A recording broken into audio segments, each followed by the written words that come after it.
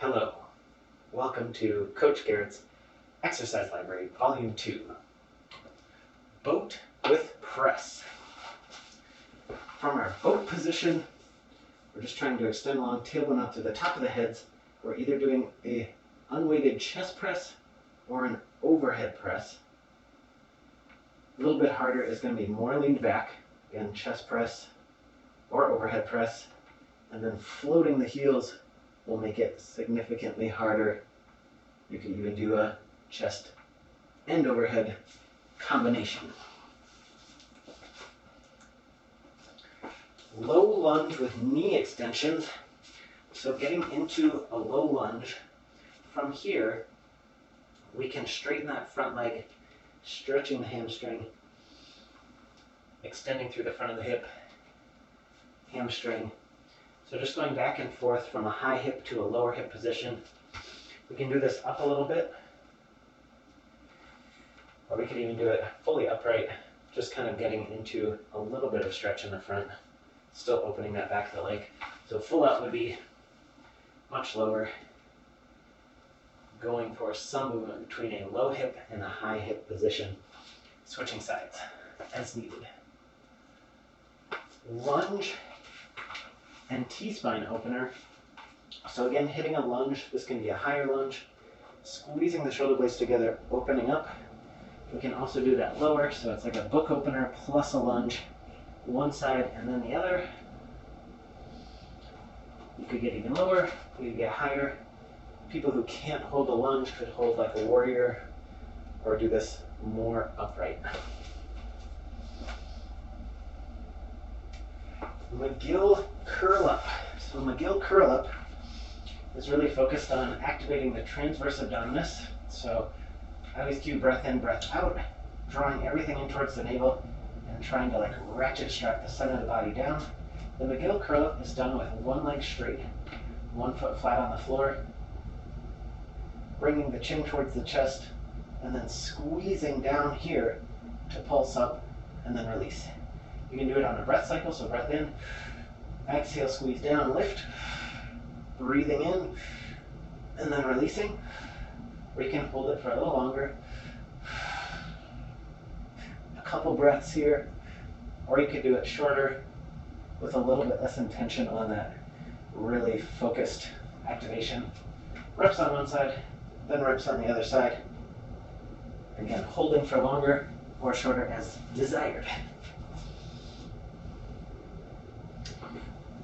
Mountain climber can be done a number of ways. Hands and toes. You can also do it forearms and toes for a little extra core challenge. Trying to keep the hips and shoulders at about the same height, so avoiding this variation is key.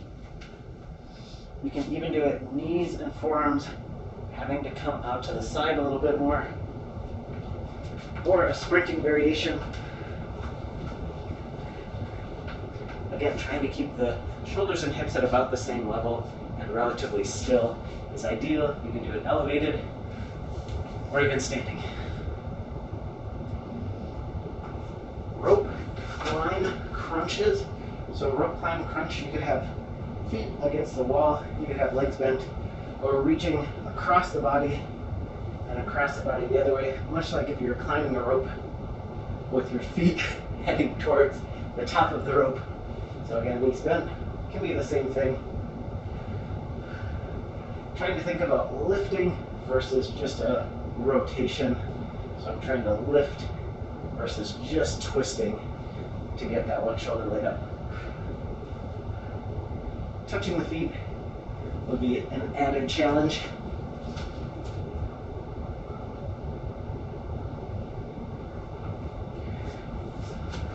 Similar to a rope climb crunch is a supine silly walk. So this is kind of what I call a silly walk when I'm doing the standing. I'm leaving both heels on the floor, going to an overhead position, and keeping my hips and shoulders more or less on the floor. I can do a little bit more by reaching up just a little bit. I can make this much harder by holding sort of a hollow body position between the lifts. Knees bent, feet on the floor will make this quite a bit easier.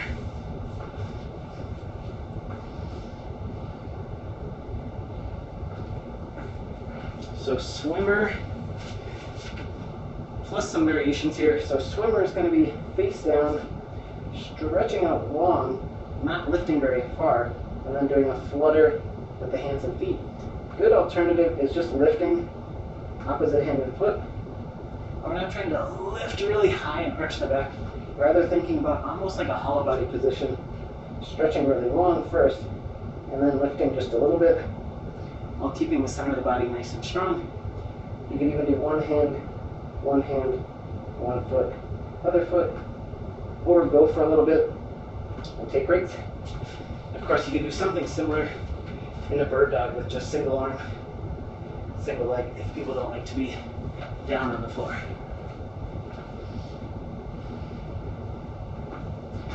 Scaffold walk is essentially like a plank, and then we're going sideways. So that's one variation. You can also go hands wide and then feet wide, and alternate between hands wide, feet wide. That feels a little bit more stable to me than trying to walk both from narrow to wide at the same time. So you can just go back and forth. You could do this on knees. Knees wide, hands narrow to start. Switching which one is narrower or wider is a good option, but not necessary.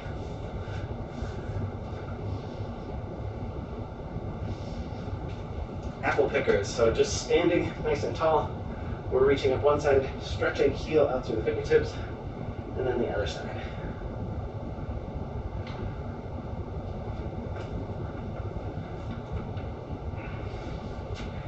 Arm swings, a favorite of Coach Garrett, just swinging the arms, thinking about stretching up tall through the crown of the head, keeping a little bit of activation in the core, but allowing the shoulders to rest and relax, and trying to hit a little bit of an open chest on that backswing versus a shrug and shoulder coming forward. So you can think palms up in front, palms up and back. That can help sort of open through the chest. But otherwise just nice and relaxed, letting the shoulders sort of melt down the back.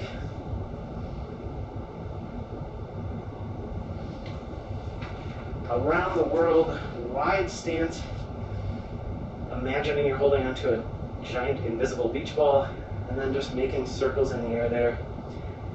Getting bigger with that circle as possible, trying not to arch back or crunch back, but rather just be tall over the top. One direction and then the other. Common mistake is that people will go too narrow, and then it's like they're kind of falling over that foot. So taking it a little bit wider and trying to get deeper with a wider stance first. Contralateral arm swings. So this would be arm swings together. Contralateral would be one going back while the other goes forward. This makes for a deceptively challenging core control situation because my core just wants to allow my arms to just start going all over and be twisting side to side. So if I want to keep my shoulders nice and lined up and do this, I have to be really in control of my core. I can really feel my obliques firing here. Everything else is nice and still. Narrower stance or wider stance might feel a little bit different. It's a contralateral arm swings. Ooh.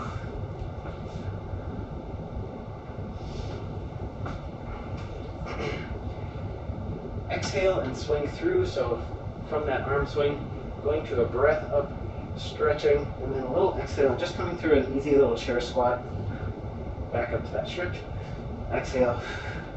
Sometimes I'll call it stretch and flush, maybe that's a better name. Stretch and flush. Always feels weird to end that one. Usually just have people exhale their hands down. Rapid heel drops. So from sort of a heel lift, we're going to drop quickly into a little bit of a crouch. So the key is finding that crouch position where my hips are back and my knees are out just enough to keep them from collapsing in. So weight balance, big toe to little toe, and heel to forefoot. So this is a good way to sort of cue jumping without actually needing to jump. So we're doing a rapid deceleration. We're using hips and thighs to catch. Core has to be engaged. So from calf raise to that crouch. And the key is to really think about getting to this position automatically, where I'm in this crouch, my knees aren't banged forward, my glutes are loaded, and my weight is really centered in the foot versus sort of falling forward and then finding it, or falling backwards and then finding it, or allowing my knees to be weak and then finding it. So it's training deceleration in a good landing position without actually having to jump. And of course, you could turn that into a Russian jump or a jump squat or jumps of some sort.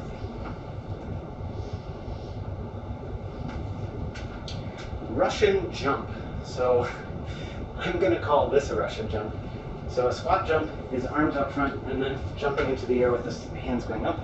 A Russian jump can be arms forward in a squat. Maybe it's not full depth squat, jump, and then a smooth landing into a squat, but maybe not necessarily emphasizing the full depth of the squat, but rather emphasizing full extension and a smooth landing. So squat jump, Russian jump, whatever. Side lunge and side stretches. So if we're going over to one side, turning out to a side lunge here, kind of a thing, turning those toes out, bracing, and then stretching out long from the heel out through the fingertips. You can do some movement with the arms. You can do some cueing to squeeze the glutes to really lengthen, or just taking deep breaths. I like to get out of this by prying that arm back and imagine pulling myself up. Other side, turning, brace, stretching long. Can be a nice prep for side plank or something.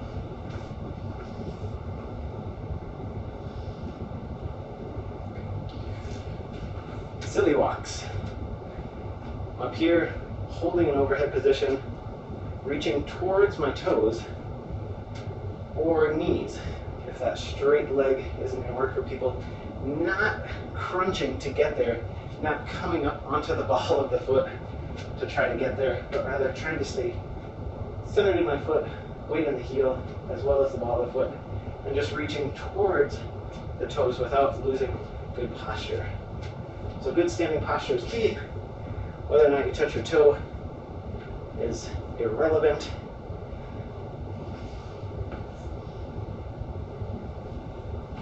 Slow-mo knee repeater. So we've got knee repeater going back from that crouch and squeezing in. So full speed would be this guy. Slow-mo is just going to be floating back, holding that squeeze in the middle, floating back, holding that squeeze. Of course, they can still tap down if needed, but nice and slow, holding the squeeze at the top.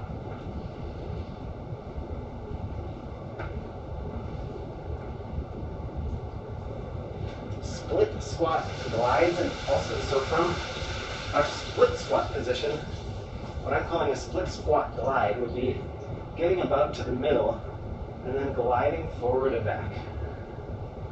Trying to keep hips on one level and just playing around with the ability to stabilize the hips, keep my core on, keep everything more or less stacked in a little bit more forward position and a little bit more back position. You can do this a little bit higher. You can do it from a slightly narrower stance.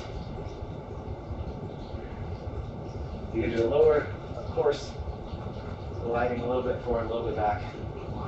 It's a lot harder down there. And then pulses, so slower up, down. You could work the top half, you could work the middle half, or you could work the bottom half in a split squat pulse.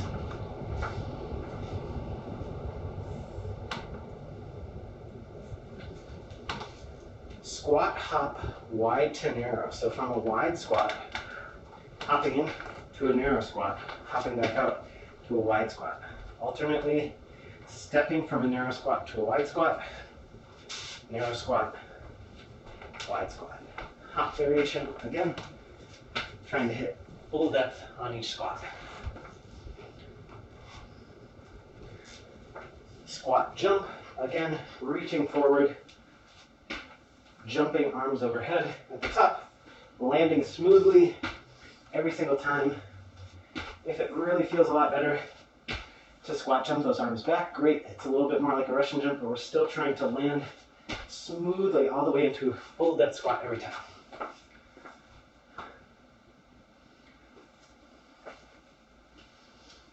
Squat to side stretch. So in a relatively wide squat position, squat, stretching up overhead on one side, squat, stretching up overhead on the other side.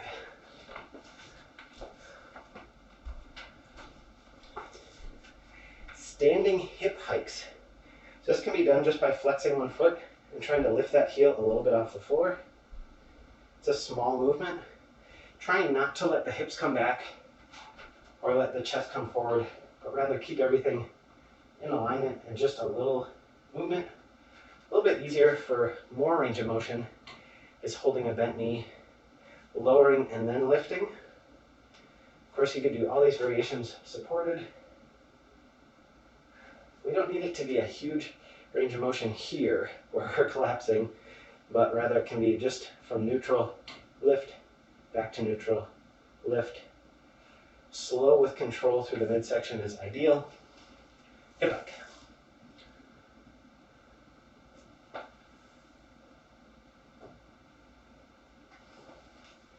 Step and shoot. So feet are together, whoosh, three-pointer, arms go back as I take a big step under, feet come back together, swish. Back down. Key is that the feet come together before extending. Otherwise people end up kind of jumping like that, which just doesn't look as cool. So down, step together, can jump at the top, can speed it up, but also can go slower, just coming up onto the balls of the feet. X jumps, these are a lot like a starfish jump. Feet together, knees together, I'm going to cross here. I'm just going to squeeze out to the side, keeping my toe pointed forward, much like an X-wing fighter. Guns forward, not allowing that to happen. Cross, squeeze, cross, squeeze. Jumping variation is again a lot like that starfish jump.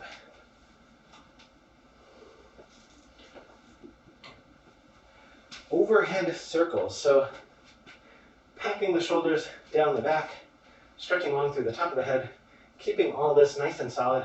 We're just palms facing each other. I'm going to press the thumbs towards that overhead position. Wherever we get to, we're going to hold and do little circles here. So really avoiding the temptation to arch through the back to get straight up. If we can get straight up, great. Little circles, one direction. Maybe take a break. Little circles, other direction. Focus on posture. High pull to palms out. I'm going to do a high pull or upright row, as sometimes that's called. Squeezing my shoulders together, shoulder blades together, elbows come high, and then I'm going to turn palms out, allow everything to melt down the back as I continue to stretch up tall through the top of the head, palms turning out, thumbs go back. High pull, palms out. Activating the tops of the shoulders and the rhomboids, traps and rhomboids here, and then activating lats and lower rhomboids here to squeeze those shoulders down the back wall, remaining nice and tall.